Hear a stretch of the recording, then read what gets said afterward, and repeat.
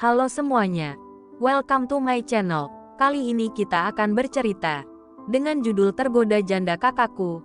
Sebelumnya jangan lupa untuk di-subscribe, like dan komen.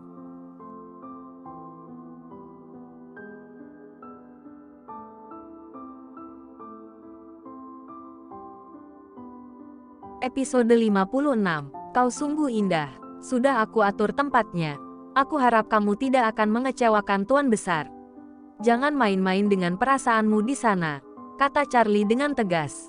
Entahlah, aku tidak bisa menjamin, tapi aku akan berusaha semaksimal mungkin. Semoga saja mereka tidak mulai duluan, karena jika itu terjadi, kita akan kesulitan, jawab Arga dengan ragu. Kamu terlihat sangat khawatir, ujar Charlie. Ini masalah harga diri dan keluargaku. Aku yakin kamu juga akan melakukan hal yang sama jika berada di posisiku, tegas Arga. Charlie dan Arga masih berada di kantor, meskipun hati mereka sudah terasa semakin sore. Charlie telah mengatur pertemuan Gali dan John dengan sangat cermat. Dia dan Arga juga sudah mengatur keamanan dengan rapi untuk memastikan keamanan Tuan Besar Baskoro. Kamu tidak pulang, Arga? Tanya Charlie. Sebentar lagi. Masih ada beberapa hal yang perlu aku selesaikan. Aku merasa kesal karena pria itu, jawab Arga. Selain itu, istriku aman karena mereka sudah ada di rumah papa. Bagaimana dengan Ratu? Tanya Charlie. Kamu tidak pernah berhenti memikirkannya. Ya, sahut Arga. Aku serius. Dia sudah lama berada di bawah kuasa Rendra. Tidakkah kamu merasa kasihan? Kalau bukan padanya, minimal pada Tias. Kamu menyayangi Tias, bukan? Ujar Charlie. Arga terdiam. Belakangan ini, dia hampir melupakan gadis kecil itu karena terlalu sibuk dengan keluarganya. Dia tahu bahwa Tias pasti merasa kesepian karena sangat dekat dengan ibunya. Begitupun sebaliknya. Kami pernah membicarakan hal ini dengan Papa, mengenai Ratu. Kami menganggapnya sedang menjalani takdirnya, tapi kami tidak pernah mengabaikannya. Suatu hari, kami pasti akan membantu dan membebaskannya dari pengaruh pria gila itu, kata Arga. Aku juga merasa heran padanya. Wajahnya cantik, tubuhnya sempurna, dan karirnya cemerlang. Apa yang kurang? Tapi hidupnya berantakan. Sangat disayangkan, ujar Charlie. Charlie hanya tersenyum. Mereka sama-sama cantik dan memiliki tubuh sempurna. Tapi kenapa mereka sangat berbeda? Lanjutnya, siapa yang kamu maksud? Tanya Arga. Ratu dan istrimu, kata Charlie dengan senyuman lebar. Bersedia tenggelam di kolam depan. Charlie, kamu berani sekali membanding-bandingkan Anjani dan wanita ular itu, bentak Arga. Charlie hanya terkekeh. Tahu benar bahwa Arga yang begitu mencintai istrinya pasti akan marah jika dia membandingkannya dengan Ratu. Pulang.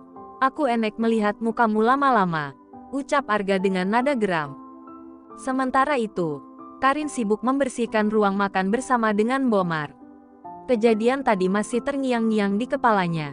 Karin merasa ragu untuk pergi ke kamar karena malu dengan suaminya.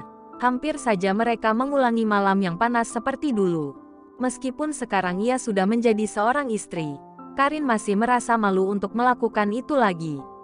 Selain itu, ia juga khawatir jika tindakan itu membuatnya hamil. Ia baru saja menempuh pendidikan dan kehadiran seorang anak mungkin akan mengganggu aktivitasnya. Non, biarkan saja Mbok yang membersihkan. Non Karin bisa istirahat di atas. Dan Ricky tampaknya sudah menunggu, kata Mbok Mar sambil tersenyum. Tuan mudanya sudah tidak sabar menunggu istrinya, berdiri di ujung tangga. Karin tidak bisa lagi menyembunyikan wajahnya yang merah. Ia tahu suaminya ingin melanjutkan apa yang sempat terhenti tadi. Iya, Mbok, Karin ke atas dulu ya, ucap Karin. Karin segera menuju suaminya yang sudah berganti pakaian, hanya mengenakan kaos oblong putih dan celana training warna kaki. Tubuh sempurna suaminya membuatnya merinding. Sayang, lama banget, komentar Ricky. Sudah biasa kalau setelah makan malam, Karin membersihkan dapur dulu, Mas. Kasihan Bomar harus membersihkan sendirian, jelaskan Karin. Besok pagi, ada pembantu yang datang ke sini untuk membersihkan. Sayang, kata Ricky sambil melingkarkan tangannya di pinggang Karin. Karin mandi dulu, Mas. Gerah banget setelah membersihkan dapur. Bau asam, ucap Karin sambil mengangkat satu tangannya. Ricky tersenyum lebar mendengar kata-kata istrinya. Sepertinya dia sangat senang ketika mendengar kata mandi dari Karin. Tentu saja. Yang penting wangi. Sayang, perlu bantuan Mas untuk mencuci punggungmu. Goda Ricky. Apaan sih, Mas? Karin sudah dewasa. Bisa mandi sendiri. Jawab Karin. Ricky kemudian bertukar pesan dengan sepupunya, Raihan, saat menunggu Karin mandi. Sepertinya dia perlu membicarakan sesuatu dengan Raihan, yang selalu memberikan solusi yang baik dalam hal-hal yang berhubungan dengan urusan ranjang. Ceklek, Karin keluar dari kamar mandi dengan hanya mengenakan jubah mandinya. Tidak pernah terbersit di pikirannya bahwa penampilan seperti itu bisa membangkitkan sesuatu di bawah sana. Ya Tuhan, kamu senang banget bikin Mas panas dingin sih. Udah dipamerin gitu tapi nggak bisa nyicipin. Gerutu Ricky yang setiap hari harus menahan gejolak hasratnya. Tapi malam ini, ia bertekad untuk mengakhiri penderitaannya setiap malam. Ia akan berusaha menaklukkan gunung tinggi di hati istrinya agar mau dengan sukarela menyerahkan dirinya untuk menyempurnakan cinta mereka. Mas, panggil Karin dengan manja. Hei sahut Ricky. Mas ingin lanjutin yang tadi? Tanya Karin sambil memalingkan wajahnya agar Ricky tak bisa melihatnya. Itu sebuah permintaan atau sebuah pertanyaan? Goda Ricky yang dari tadi tak bisa menahan senyumnya ketika melihat tingkah lucu sang istri. Karin duduk di tepi ranjang dengan balutan baju tidur panjang yang masih memakai jubah mandi untuk luarannya. Seakan gadis itu sedang mengantisipasi ulah mesumnya seperti tadi di ruang kerja. CKK Karin lagi serius ini Mas. Ucap Karin. Ya, kalau kamu mengizinkan. Ya kita teruskan, sayang. Balas Ricky. Tapi kalau tidak, Mas paksalah. Uyeng atas bawah Mas kalau gagal terus. Kata Ricky memotong perkataan istrinya. Tapi kalau Karin beneran hamil gimana? Karin gak bisa jadi yang Mas harapkan. Kan Mas Ricky dulu bilang Karin kuliah biar bisa sukses. Biar bisa jadi kebanggaan ibu dan Mas Ricky. Ucap Karin. Ricky hanya tersenyum mendengar suara hati istri kecilnya. Wanita di sampingnya memang masih terlalu muda untuk berpikir jauh. Sini, sayang, duduk di samping Mas. Ricky menepuk sisi ranjangnya. Dan Karin, walaupun ragu, tetap menuruti perintah suaminya. Karin duduk di samping suaminya yang sedang duduk bersandar di kepala ranjang. Ricky menarik pinggang sang istri dengan satu tangan agar lebih merapat padanya. Yang Mas harap dari kamu adalah keberhasilan kamu. Keberhasilan kamu menjadi istri dan ibu dari anak-anak Mas kelak. Hanya itu yang Mas harap. Kita bisa saling memiliki. Karena bagi Mas, kesuksesan sebenarnya adalah ketika aku bisa membahagiakan kamu, sayang. Ucap Ricky membuat Karin terharu. Karin menyembunyikan wajahnya di dada kekar suaminya. Dia masih saja belum terbiasa mendengar kata-kata manis dari suaminya. Dan Ricky mengeratkan pelukannya, meresapi aroma bunga yang menguar dari tubuh istrinya. Tapi Karin masih takut, ucap Karin. Takut? Tanya Ricky. Malam itu, Mas seperti monster, kasar banget sama Karin.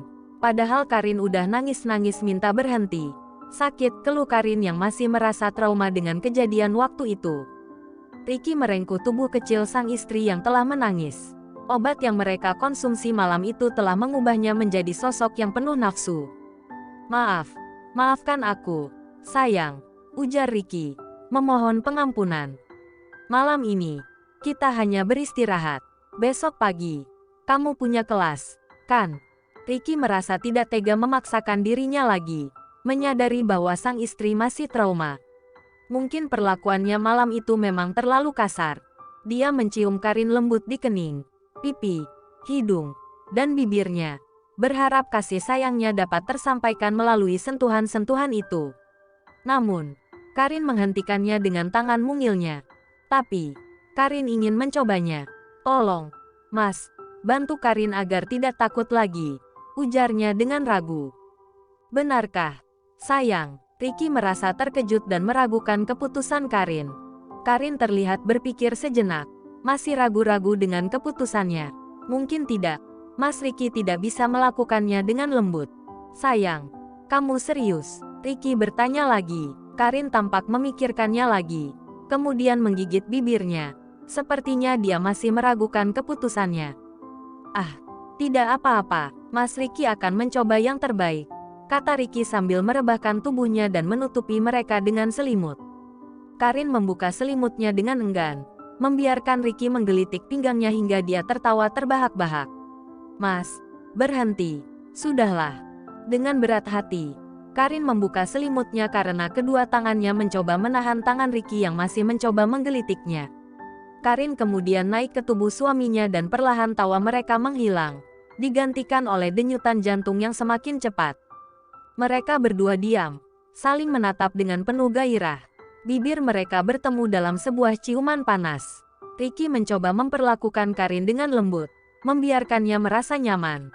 Ketika Ricky merasa bahwa Karin sudah lebih siap, ia mulai membuka satu persatu kancing baju istrinya dan menyentuh kulit yang terbuka.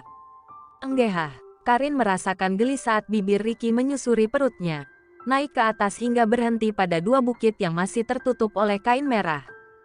Sayang, ucap Ricky. Karin menunjukkan ketakutan ketika Ricky hendak menyingkirkan dua penutup terakhir di tubuhnya. Mas. Sayang, petik 2. Karin sempat tampak ketakutan ketika Ricky ingin menanggalkan dua penutup terakhir yang ada di tubuhnya. Mas. Karin mengerang. Hei sayang, Mas janji akan pelan-pelan. Kamu rileks aja ya. Ricky kembali mengecup lembut seluruh wajah sang istri yang sudah mulai berkeringat. Dan meneruskan aksinya ketika tubuh mungil itu sudah kembali rileks. Dan dia tertegun ketika berhasil membuka semua penghalang di tubuh istrinya. Dia sungguh terpaku melihat semua keindahan yang berada di depannya. Nafasnya mulai berat dan nafasnya mulai tersengal ketika ingin merasai setiap keindahan itu. Kau sungguh indah.